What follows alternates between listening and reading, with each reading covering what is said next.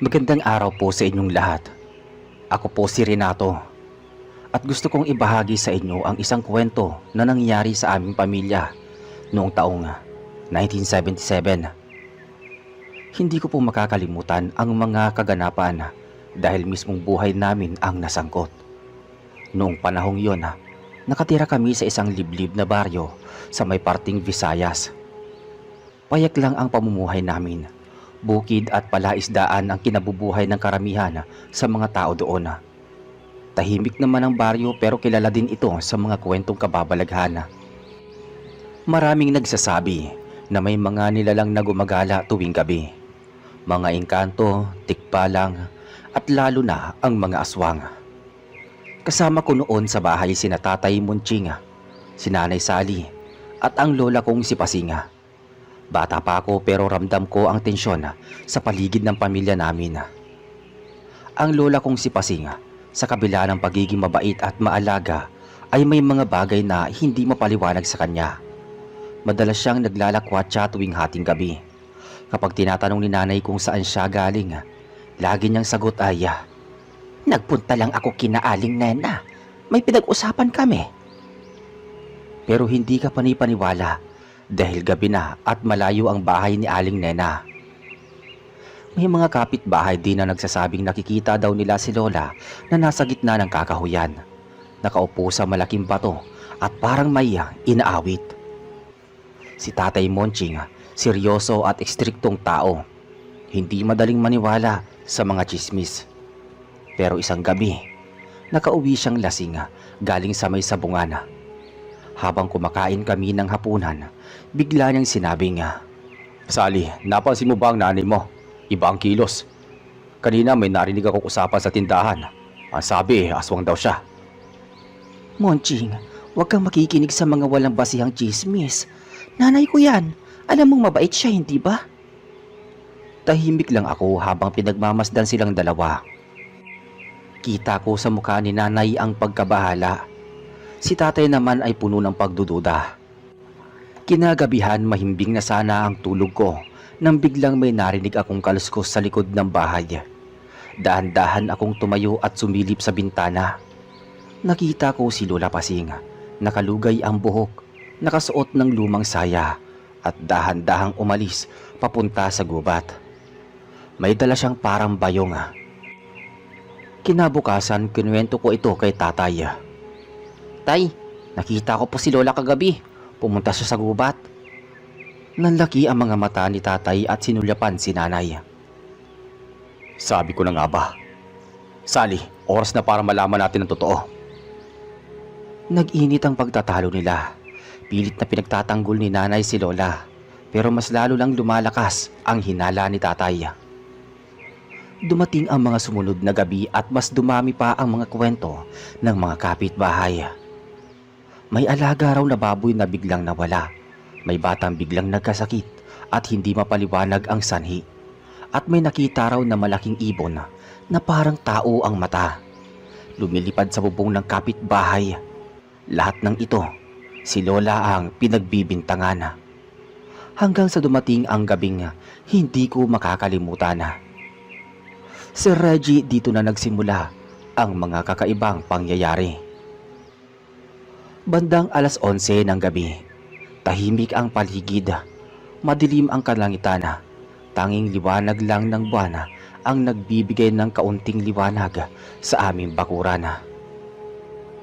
Mahimbing na natutulog si nanay at si tatay, pero ako hindi mapakali. Parang may gumigising sa akin na hindi ko maintindihan. Bigla kong narinig ang kaluskos mula sa likod ng bahay. Kinabahan ako. Dahan-dahan akong bumangon at sumilip sa siwang ng dingding. Doon ko nakita si Lola Pasing, nakatalikod at nakaupo sa mahabang bangko. Hindi siya kumikilos, pero dinig ko ang mahina niyang ungol na parang may inaawit na kakaibang tono. Kinabahan ako si Reggie, kaya agad kong ginising si tatay. "Tay, si Lola nasa labas. May ginagawa siya." Nagising si tatay at agad na tumayo. Kinuha niya ang itak na nakasabit sa dingding at dahan-dahang lumapit sa bintana. Nang sumilip siya, biglang nanigas ang mukha niya. Sally, bumangon ka, sabi ni tatay. Nagulat si nanay at agad lumapit. Nang makita niya ang ina sa labas, napaiyak siya. Monching, baka naglalabas lang ng sama ng loob si nanay. Huwag mong pakialaman. Pero hindi nakinig si tatay. Lumabas siya ng bahay at ako naman ay sumunod sa likod niya. Sa ilalim ng buwan, nakita naming lahat si Lola Pasing na unti-unting tumayo.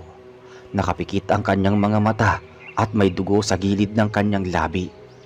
Nakita ko rin ang basang-basang damit niya. Parang may kinatay na hayop. Pasing, ano ba ginagawa mo? Dahan-dahang lumingon si Lola sa amin. Ang mga mata niya ay nanlilisik na mapula at ang ngiti niya ay nakakatindig balahibo. Monching, bata ka pa rin sa panangin ko. Huwag mo akong pangunahan. Napaatras ako sa takot pero si tatay, ang itak ay hawak niya at matapang na hinarap si Lola. Hindi ko hayaang saktan mo ang pamilya ko. Kung totoo ang hinala ko, titigilan mo na to, Pasing. Biglang humagalpak ng tawa si Lola. Malalim, malamig at parang hindi tao talaga. Hindi niyo ako maintindihan. Hindi niyo alam ang kapangyarihan ko. Hinila ko ni nanay papasok sa bahay pero hindi ko bilo si tatay.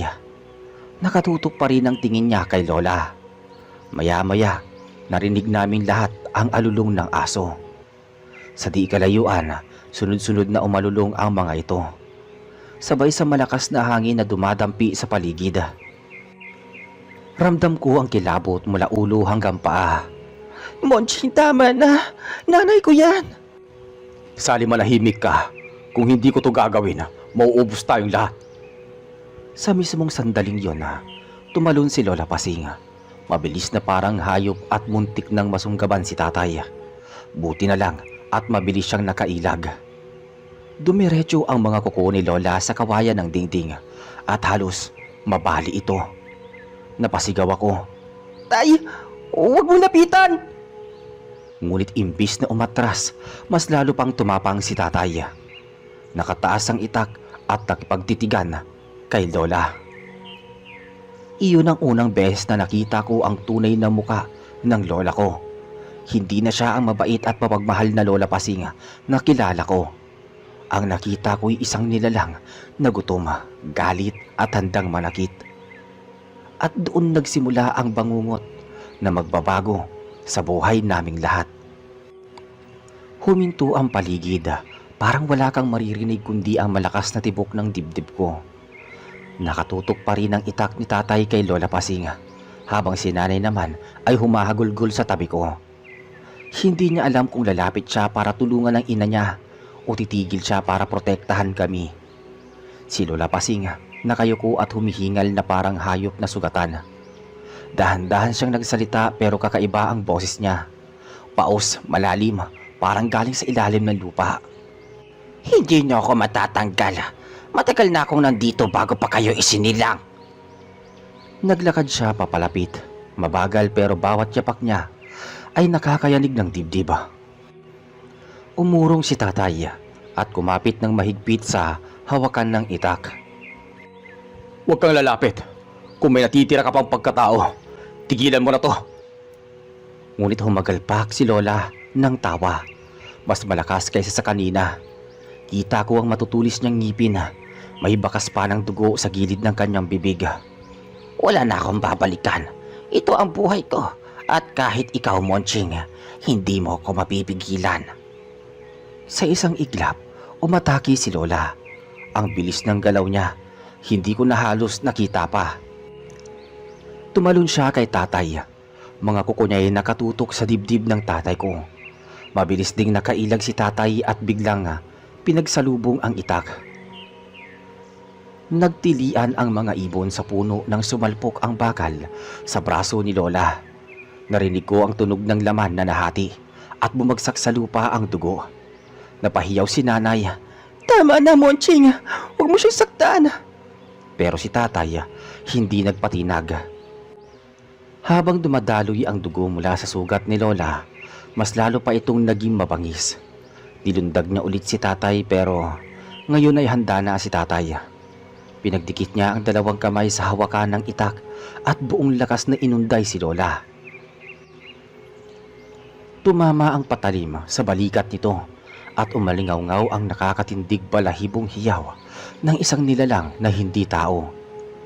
Nanginig ako sa takot, nagtago ako sa likod ni nanay, pero kita ko pa rin kung papaano naglalaban si tatay at si Lola. Tay, tama na po. Baka mamatay siya. Sigaw ko, ngunit hindi nakikinig si tatay.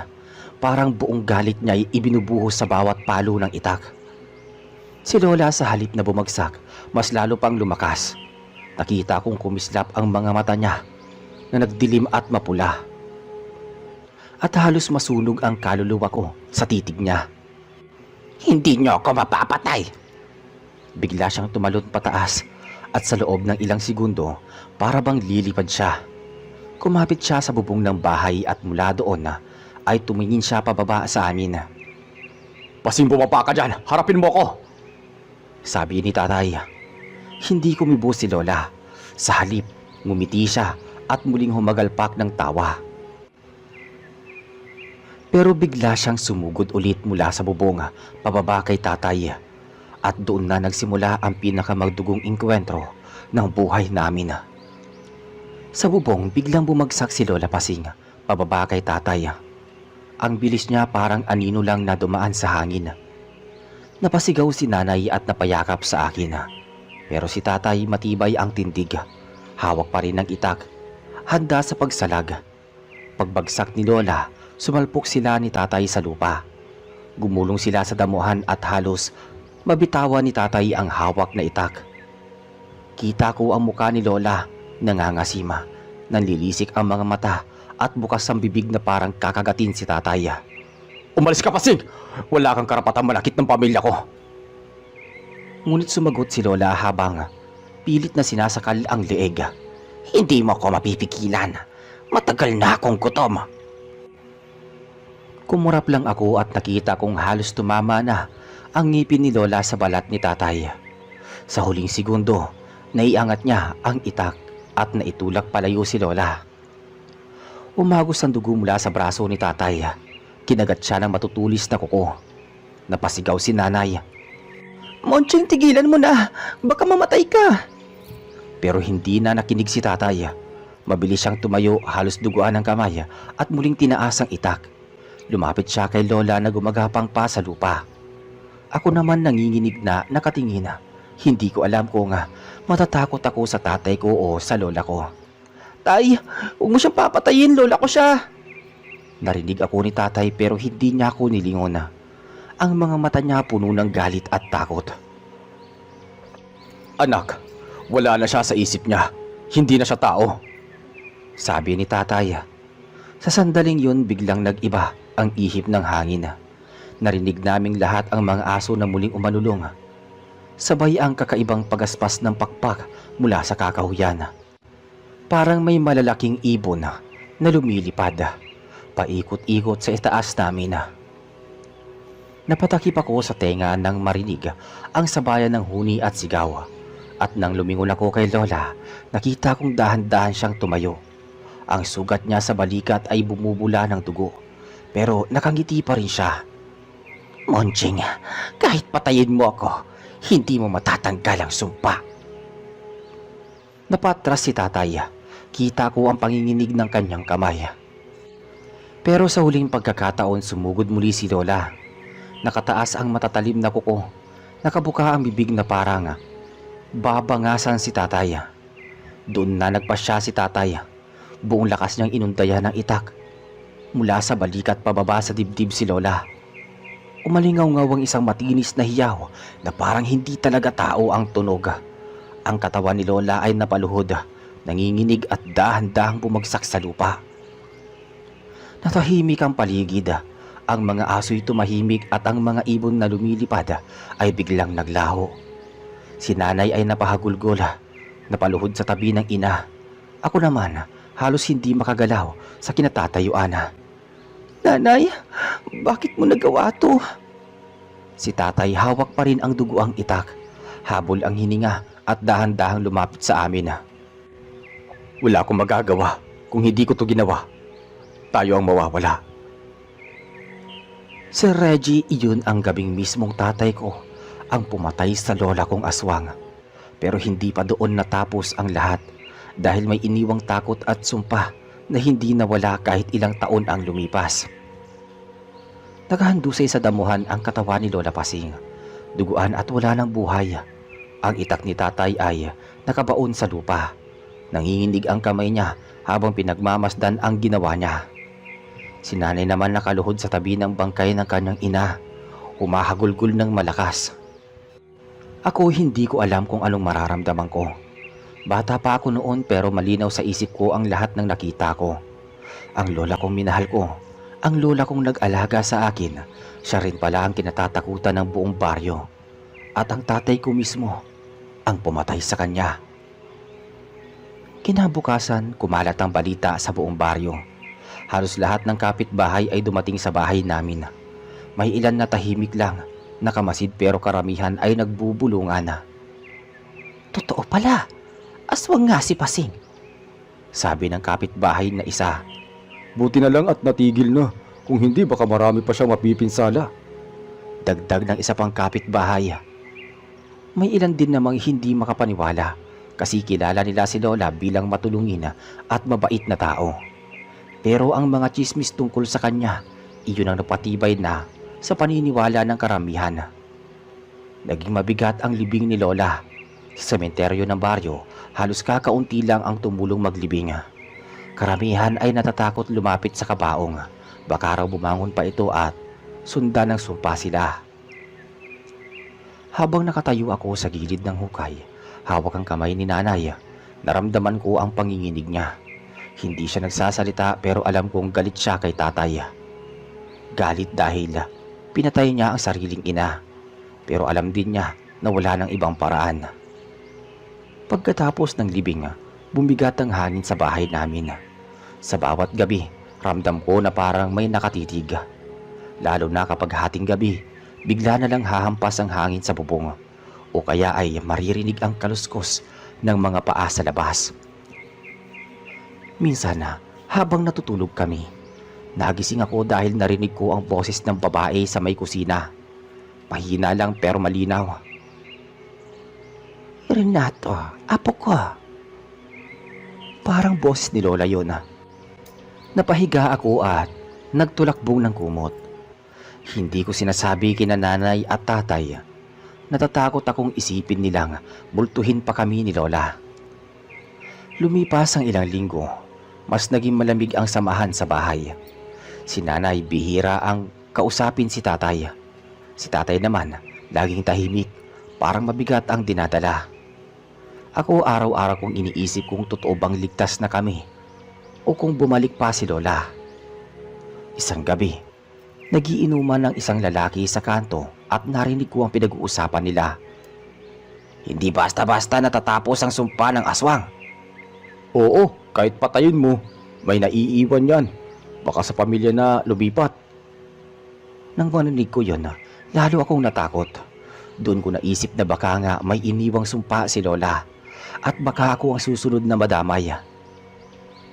Sir Reggie, akala ko noong nailibing na si Lola Pasing ay tapos na ang lahat. Pero doon pa lang pala nagsisimula ang tunay na bangungot. Makalipas ang 2 linggo matapos ang libing, napansin kong mas lalo akong nagigising tuwing hating gabi. Parang may malamig na hangin na laging dumadaloy sa kwarto ko. Unay iniisip ko na baka dala lang ng takot o imahinasyon ko. Pero isang gabi, may narinig akong mahinang kaluskos sa ilalim ng papag ko. Renato, apo ko, huwag ka matakot. Nanlaki ang mga mata ko. Boses iyon ni Lola. Gusto kong sumigaw pero natuyo ang lalamunan ko. Imbis na lumabas, mas lalo pa akong nagkubli sa kumot. Nararamdaman kong may malamig na kamay na dumadampi sa gilid ng papag. Kinabukasan naman, sinabi ko ito kay nanay. Nanay, narinig ko si Lola kagabi. Tinatawag niya ako. Biglang napaiyak si nanay. Renato, Huwag mo sabihin yan kay tatay. Baka mas lalo tayong mag-away. Pero anak, baka multo lang siya. Baka gusto niyang magparamdam lang. Pero hindi ako nakontento sa sagot ni nanay. Sa bawat gabi, paulit-ulit ko naririnig ang boses ni Lola. Minsan sa labas ng bintana. Hindi ko maalala kung papaano ako nakalabas doon. Renato, bakit ka nandito? Anong ginagawa mo? Nagulat ako at natauhan. Tay, tinatawag ako ni Lola. Naririnig ko siya. Nang marinig iyon ni tatay, nanlaki ang mata niya. Hinila niya ako pabalik sa bahay at halos sigawan ako. Wala kang narinig. Hindi na siya tao. Kung tatawagin ka ulit, huwag kang lalapit. Anak, tandaan mo, hindi na siya ang lola mo. Pero paano ko kakayanin? Kung gabi-gabi kong naririnig ang boses niya. Hindi lang basta boses. Minsan naaamoy ko pa ang paborito niyang nilaga. Minsan naman, parang ramdam ko ang haplos ng kamay niyang dati laging nag-aalaga sa akin. Dumating ang punto na pati si nanay ay nagsimula ng makaramdam. Isang madaling araw, nakita ko siyang nakaupo sa harap ng altar, umiiyak habang nakatitig sa larawan ni Lola. Nanay, kung nandito ka pa, patawarin mo po kami. Hindi namin ginusto ito. Sabi ni Nanay Sally. Nang gabing yun bigla na lang kumalabog ang bubong namin. Parang may mabigat na nilalang na naglalakad sa taas. Ang mga aso sa paligid ay sabay-sabay na umalulong. At sa dilim, narinig naming tatlo. Ako, si nanay at tatay, ang malalakas na tawa ni Lola. Hindi iyon gulugini, kundi basta alaala. Totoo talaga, totoo ang narinig namin. At doon muling nagbalik ang takot sa bahay namin. Hindi pa tapos ang lahat, ang sumpa, buhay na buhay pa rin. Hindi lang pala kami ang pinuntirya ng sumpa, pati ang mga kapitbahay unti-unti nang nadadamay. Isang gabi, dumating si Aling Marta sa bahay namin. Hingal na hingal at halos mawala ng boses sa kakasigaw. Monching Sally, may kakaiba sa bahay namin. Ang baboy namin biglang nawala kagabi, tapos kanina wala na. Ang natira lang yung balat at ang buto. Halos mawalan ng kulay si nanay sa kanyang narinig. Ako naman, nagtago sa likod niya. Baka naman may magnanakaw lang, Marta. Pero biglang umiling si Aling Marta. Nanginginig ang labi. Hindi taong gumawa nun. Nakita namin, may nakita kaming anino. Nakalutang sa bubong. Malaking babae na nakalugay ang buhok at nakatawa. Napatingin kami ni tatay sa isa't isa. Pareho naming alam kung sino yun. Kinabukasan na ang balita sa buong baryo ay kumalat. Nagsasabing nakikita raw nila si Lola sa may ilog. Nakaupo sa malaking bato, kumakanta sa 10 oras ng gabi. Ang iba naman nagrereklamo na may mga alagang manok na nawawala. At ang natitira lang ay mga pakpak na maraming dugo. Dumating pa ang isang insidente. Ang anak ni Mang Edward, isang kapitbahay namin, biglang nilagnat ng mataas at hindi na makabangon. Pinatawag nila ang albularyong si Mang Cardo. Habang nag-aalay ito ng dasal at ritual, bigla raw napapasigaw ang bata. Hindi niyo ako mapapalayas. Akin siya. Sabi ng bata na paos ang boses. Mismong boses ni Lola ang lumalabas sa bata. Lahat nandoon. Natakot at nagsitakbuhan ang mga tao. Si Mang Edward mismo ang lumapit kay tatay pagkatapos. Monching, kung hindi mo natapos ang ginawa mo, baka tayong lahat ang mamatay dito. Bakit mo pa inilibing ang bangkay niya?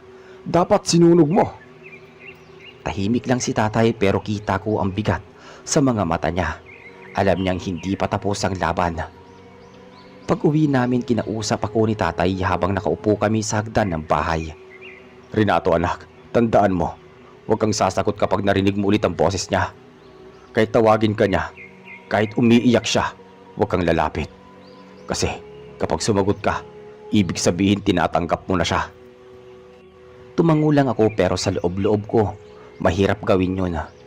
Paano ko siya babaliwalain kung mismo lola ko ang tumatawag sa akin? Kinagabihan, Muli kong nagising sa lamig at gaya ng dati, narinig ko ulit ang tinig niya. Renato, apo ko, halika rito.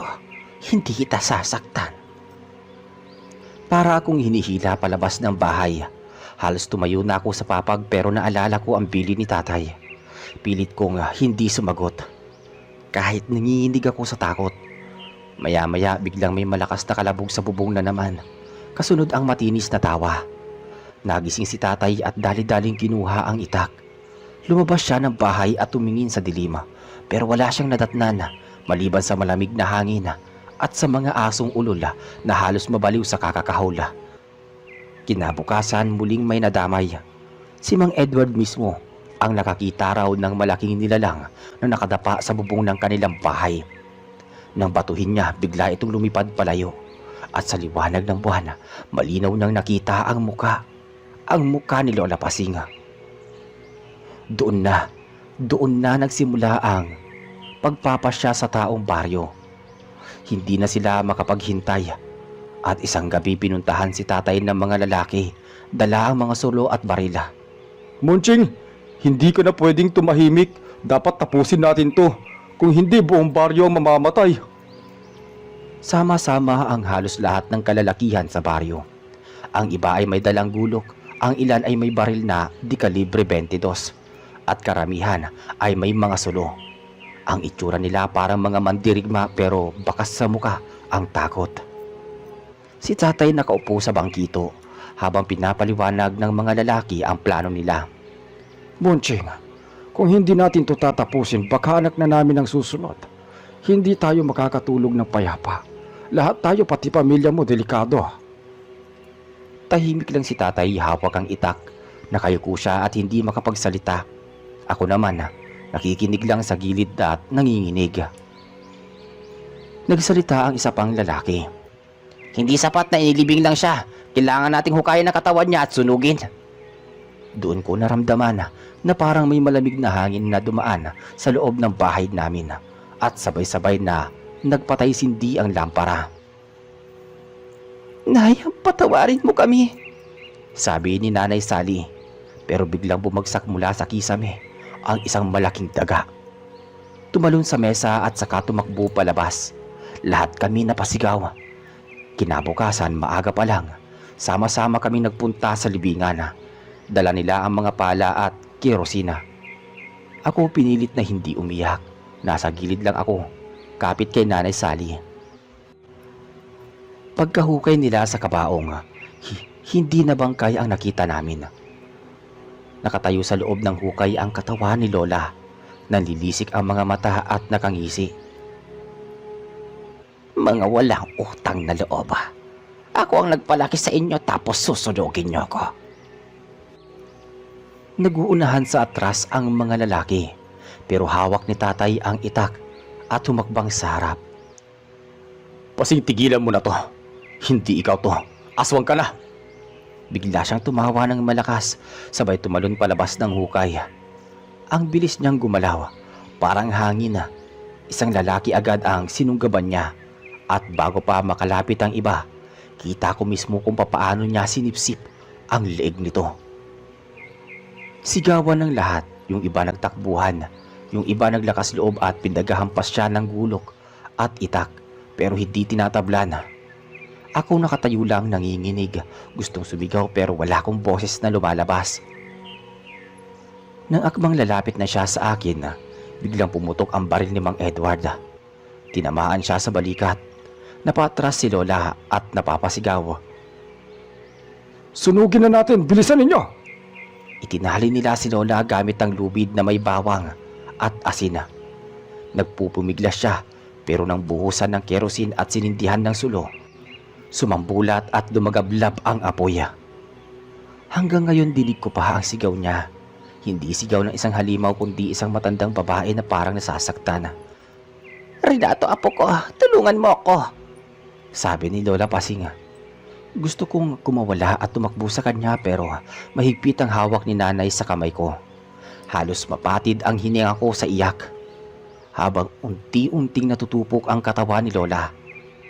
Maya-maya may umalingaw-ngaw na malakas na hangin at sabay-sabay na Nahimatay ang mga kalalakihan. Nang bumalik ang katahimikan, abo na lang ang natira. Umiiyak si tatay nakaluhod sa lupa. Patawarin mo ko. Wala akong magawa. Kinabukasan kumalat ang balita. Wala nang nawawalang alaga. Wala nang aninong nagliliparan sa bubong. Bumalik na sa normal ang baryo pero hindi nawawala ang takot sa puso namin. Lumipas ang mga araw, tila bumalik sa normal ang baryo. Wala nang mga aninong dumadaan sa bubong. Wala nang alagang hayop na nawawala. At wala nang batang nilalagnat ng misteryoso. Pero sa bahay namin, ramdam pa rin ang bigat. Si Tatay Munching halos hindi makakain. Lagi siyang nakatulala, nakaupo sa ilalim ng puno ng mangga sa tapat ng bahay. Madalas niyang hawak ang kanyang itak pero hindi niya na ito ginagamit. Para bang napako ang isip niya sa gabing sinunog nila si Lola Pasing. Munching, kumain ka na. Paano tayo mabubuhay ng bata kung ganyan ka? Sabi ni nanay. Hindi siya sumasagot, tumatango lang. Ako naman gabi-gabi pa rin na nagigising. Hindi na boses ni Lola ang naririnig ko pero sa tuwing ipipikit ko ang mga mata ko, bumabalik sa alaala ko ang mukha niya habang nasusunog at sigaw niya na tinatawag ang pangalan ko. Minsan habang nag-iigib ako ng tubig sa poso, may lalaking lumapit. Siya si Mang Cardo, yung albularyo na minsan ding nilapitan nila. Renato Apo, matapang ang tatay mo. Pero dapat mong tandaan, hindi basta nawawala ang tugo ng isang aswang. Kapag sinunog, natatapos ang katawan. Pero ang alaala, nananatili sa dugo ng pamilya. Parang binuhusan ako ng malamig na tubig. Hindi ko alam kung anong ibig niyang sabihin pero hindi ko na tinanong kasi natatakot ako sa isasagot. Makalipas ang ilang linggo, napansin namin na madalas na napapanaginipan ni tatay si Lola. Madalas siyang napapasigaw sa gabi. At paggising niya, pawis na pawis siya at hingal na hingal. Isang gabi umupo ako sa tabi niya. Tay, wala na si Lola, di ba? Matagal siyang tumingin sa akin bago sumagot. Wala na, pero nasa alaala natin siya, anak. At kahit anong gawin ko, ako pa rin ang pumatay sa nanay ko. Hindi ko alam kung anong sasabihin ko noon. Bata pa ako pero naiintindihan ko ang bigat na dinadala niya. Sa baryo naman, kahit wala na si Lola, iba ang tingin sa amin ng mga tao. Parang may layo, parang may hiya o takot. Ang iba hindi na nagpupunta sa bahay namin. Ang mga bata iniiwasan akong kalaro. Minsan narinig ko pa ang isang alin na habang bumibili sa tindahan. Ay, yung apo ni Pasing, baka may lahi din yan. Para akong sinaksak sa dibdib. Umuwi ako noon na umiiyak. Sinabi ko yun kay nanay. Nay, aswang din daw ba ako? Iyakap lang ako ni nanay ng mahigpit. Hindi anak, hindi ka aswang, tao ka.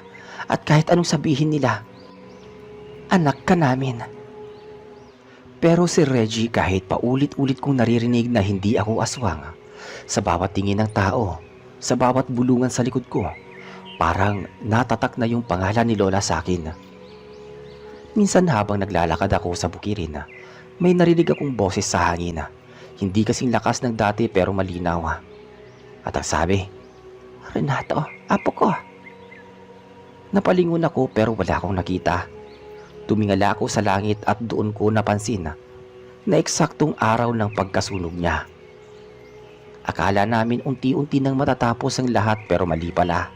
Kasi noong sumapit ang unang taon ng pagkamatay ni Lola Pasing, nagsimula na namang mangyari ang mga bagay na hindi mapaliwanag. Noong gabi ng anibersaryo ng kanyang pagkasunog, umihip ang hangin ng kakaiba. Sa ilalim ng buwan, nakita ko ang isang aninong nakatayo sa gitna ng bakuran. Nakalugay ang buhok, putol-putol ang katawan pero nakangiti. Munching, anak ko, bakit mo ako pinatay? Boses ni Lola. Si tatay parang naistatwa. Hawak niya ang itak pero nanginginig ang kamay. Tigilan mo na to. Hindi ikaw yan, halimaw ka na. Sabi naman ni tatay. Ako pa rin ito, anak. Ina mo. At hindi mo matatapos to. Kahit sinunog niyo ako, hanggang sa dugo niyo buhay ako. Biglang lumakas ang hangin. Halos madapa si tatay. Lahat ng sulo sa paligid, sabay-sabay namatay. Ang naiwan lang, liwanag ng buwan. Nakita ko mismo, lumapit si Lola kay tatay. Hindi na siya mukhang tao. Ang mata niya'y puro puti. Ang bibig niya'y umaagos ng dugo. "Munching, bumalik ka na rito!" sabi ni Nanay Sally. Pero hindi gumalaw si tatay. Nangakmang hahawakan na siya ni Lola, biglang tumakbo si Mang Edward dala ang bote ng asin at bawang. Binuhusan niya ito sa lupa. Pinalibutan sila ni tatay. Umungol ng malakas si Lola, parang aso na nasugatan. Hindi ka na welcome dito, Pasing. Tapos ka na. Nangangalit si Lola sabay naglalaho na lang bigla sa hangin. Parang usok na tinangay ng hangin. Naiwan si tatay na nakaluhod hawak ang dibdib at halos hindi makahinga. Kinabukasan, pinag-usapan na naman ng buong baryo. Yung iba naniniwalang kaluluwa ni Lola ang bumalik. Yung iba, sinasabing hindi siya tuluyang nasunog na may natira pang bahagi ng katawan niya na hindi nadurog. Pero ako si Reggie, mas malala pa ang nararamdaman ko. Kasi noong gabing yun bago siya maglaho, tumingin siya ng diretso sa akin at nakita ko mismo sa bibig niya ang pagbigkas ng pangalan ko. Hanggang ngayon dinadala ko pa rin yung tanong na hindi ko kayang sagutin. Bakit ako? Matapos ang gabing yun, muling nagpakita si Lola Pasing. Hindi na naging payapa ang mga sumunod na linggo. Halos lahat ng tao sa baryo ay may takot na sa bawat paglubog ng araw. Ang iba nagbabantay gamit ang mga sulo. Ang iba na may hindi na lumalabas ng bahay kapag gabi. Si Tatay Monching halos hindi na natutulog. Madalas siyang nakaupo sa may bintana, nakatanaw sa dilim habang hawak ang itak. Isang araw, Monching, hindi tayo umasa na lang sa pagkawala ni Pasing. Kailangan magpatawag tayo ng mas malakas na albularyo. Kung hindi siya, isang araw isa na naman sa atin ang madadamay. tahimik lang si tatay pero halata sa kanya na sang-ayon siya. Kinabukasan dinala nila sa baryo ang albularyong si Santi.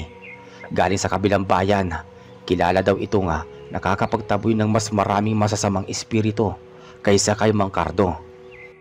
Kung hindi natupok ang puso, mananatili ang koneksyon niya sa mundo.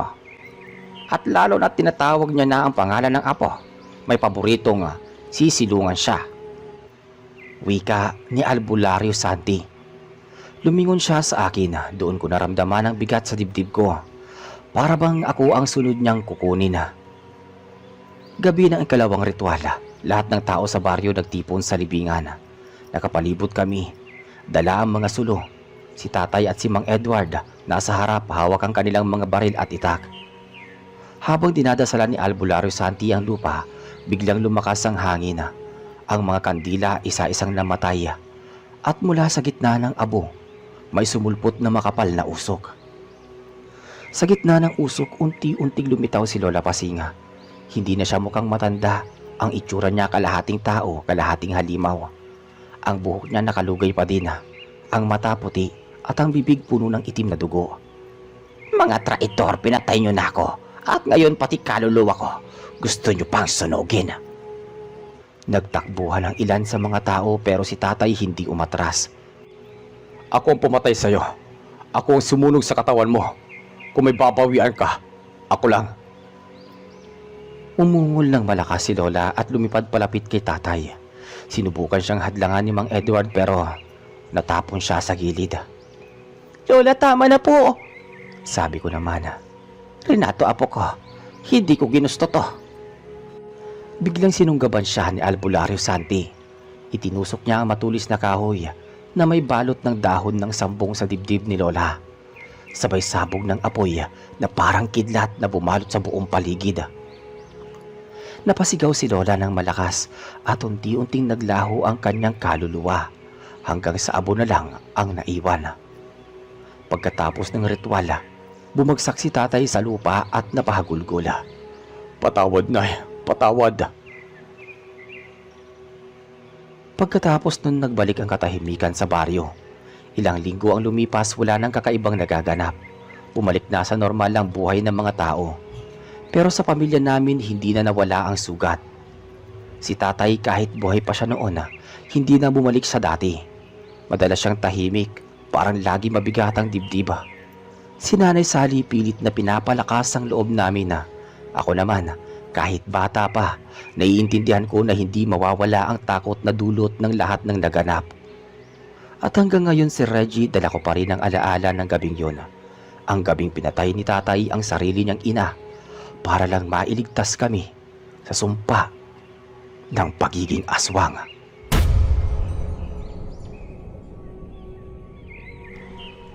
At dito po natatapos ang ating kwento. Muli, ako po si Reggie, ang inyong narrator sa channel na Kwentuhan Tayo. Hanggang sa muli.